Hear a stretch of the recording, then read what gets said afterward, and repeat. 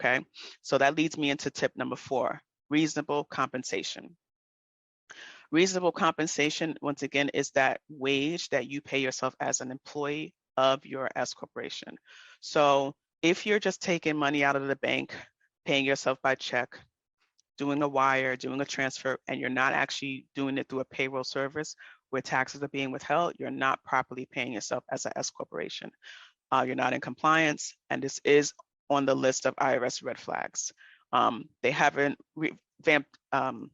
ramped up enough to really address it aggressively, but it is on their radar, and they have taken that they have looked at companies who have not been doing this properly or who have been paying themselves too low.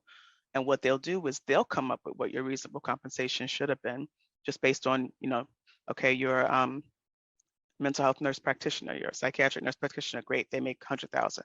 That's what your salary should be. They don't look at all the different roles that you play, how many hours you're working. And so when you don't come with a prepared research or report of what your compensation should be, or if you're not paying yourself a compensation through a payroll service at all, they will look at how much money you have taken out of the company, and they will assess penalties and interest as if it should have been payroll.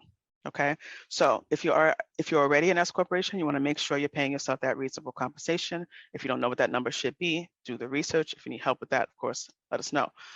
Once you determine what that reasonable compensation is, you are to pay yourself that number before you take any other money out of the company. Let's say your reasonable compensation was at 50,000 and your company had 75,000 left over. Now you can take out that other 25,000 as what's called a distribution, and doesn't have to run through payroll and doesn't have to pay payroll tax on that amount.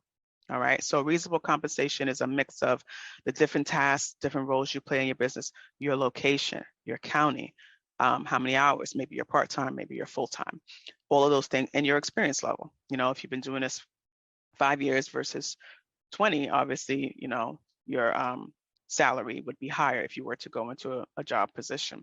All right, so very important, reasonable compensation. If you're not ready to commit to paying yourself properly, to commit to the added expenses of a payroll company and all that, then one of the things to consider before jumping into that selection. You don't want to jump into it just because and then not properly run it. Okay,